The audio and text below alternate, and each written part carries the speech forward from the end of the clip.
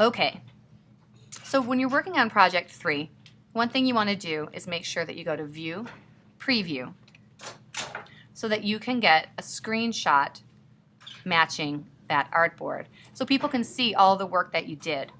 The screenshot on a Mac is Shift-Command-4.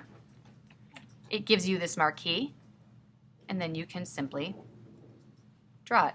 If you draw a little too much, you can always take that file into Photoshop and crop it any way that you need. For the wallpaper, File, Export. I like to use a PNG or a JPEG. And this is the button here, Use Artboards and Export. We're going into CMYK, so it doesn't make any sense to not do that. Maximum, and let's make it the resolution at least 150. And then hit OK. It'll take a minute or two, and it will export. If you are using any kind of Photoshop file, the best thing to do with the Photoshop file, I don't think I have any in here with layers, is make sure that your layers are named. So let me pull up a file.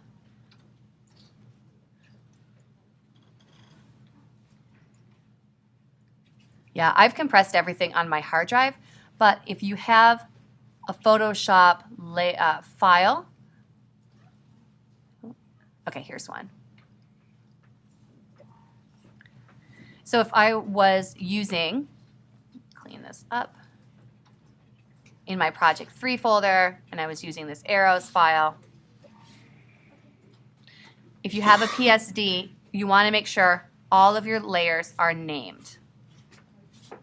And then when you are importing into InDesign, you can choose the names. So in this case, shape 1 would be better if it were named arrow. If I want any other kind of vector shapes, I can grab it, make one real quick. Maybe I want a fish in my final portfolio, or maybe bullseye, or a grid. Let's do the grid. As soon as you make the grid, it will make a new layer. You can just call it grid, and then we'll save this file. The key to making your life easier is to naming your layers. Okay, so let's quit Illustrator for now and go into InDesign, File, New Document. Now, I made 6 pages but couldn't stick to it. I needed some extra pages. So you can make, say, 8 pages. We'll figure it out if you need to add more. I would say at least 6 would work fine. 8.5 by 11 is fine. Let's change it to landscape. Number of columns, I put in 2 columns just so I can see how the space is working on the grid. If you want more columns, you are not required to stick to those columns. So you can make as many as you want overall and then work with that. The margins are fine. I want the bleed to be 0.25 of an inch. Hit Tab, and it applies that to all of them. Okay, hit OK. So just take a second.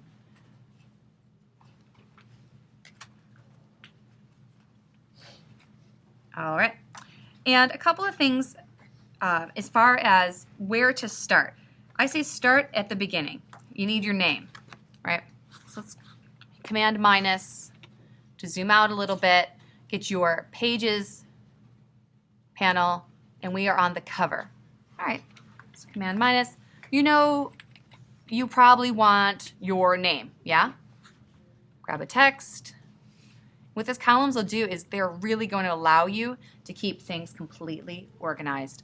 Also, make sure your view extras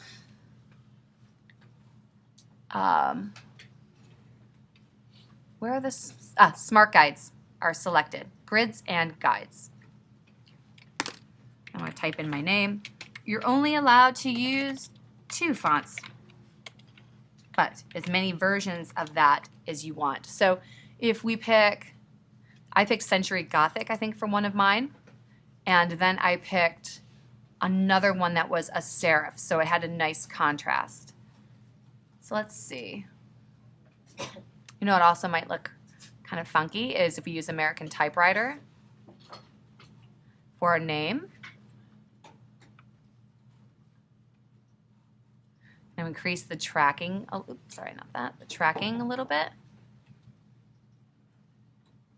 So it's a little easier to read.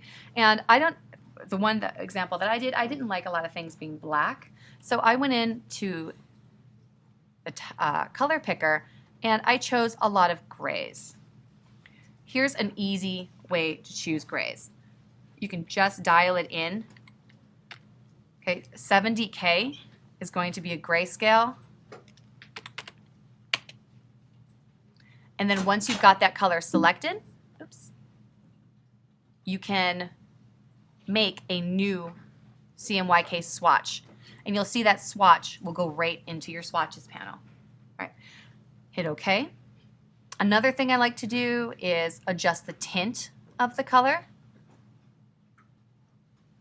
So I can make it even lighter or even darker.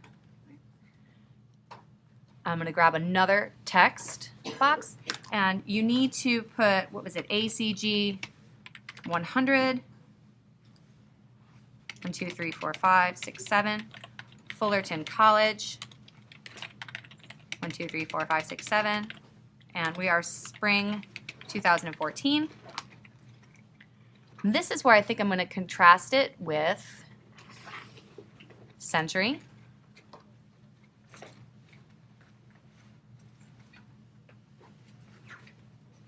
I'm going to line Amy up there.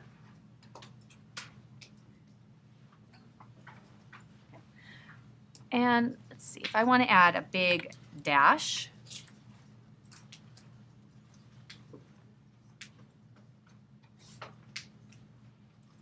I can do that.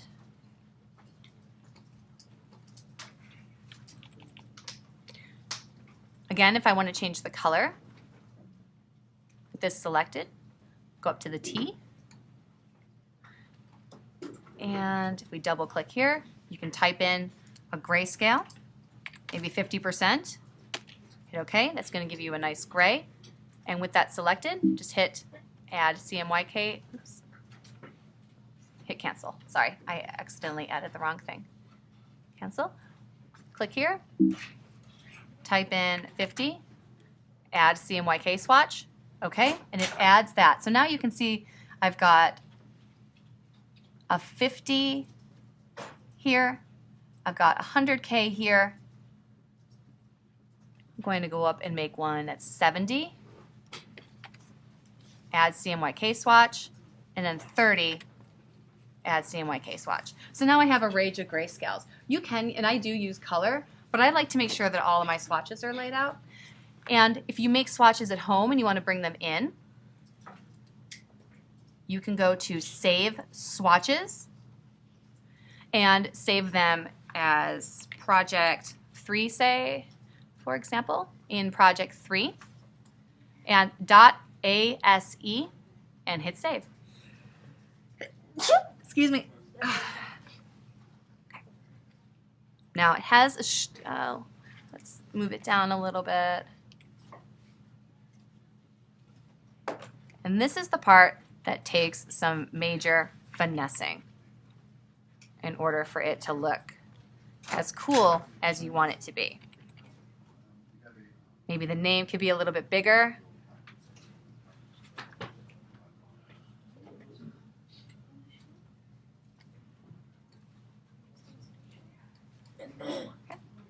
And then if you want to preview it, hit W.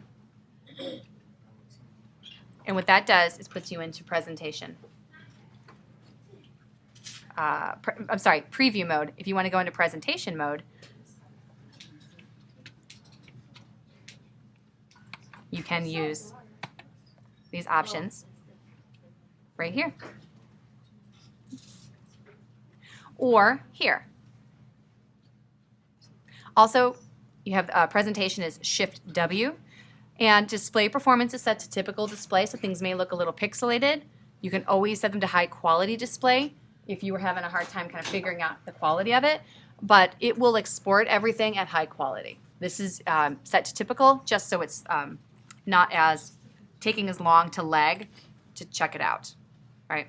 Otherwise, if you're loading high quality images all the time, it would probably be very, very slow. Okay, so I don't even know if I'm going to stick with this. I'm just trying some stuff out.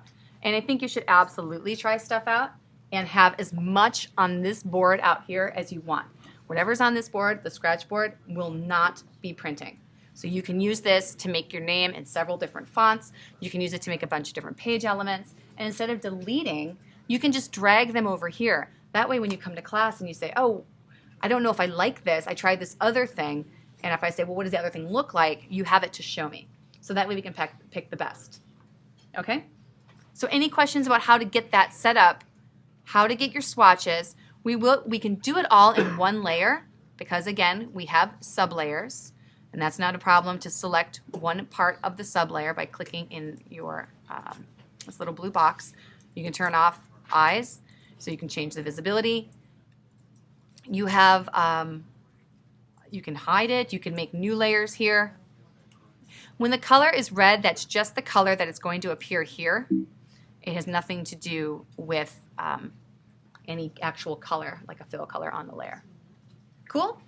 All right, so in the next video, we will start adding graphics and type.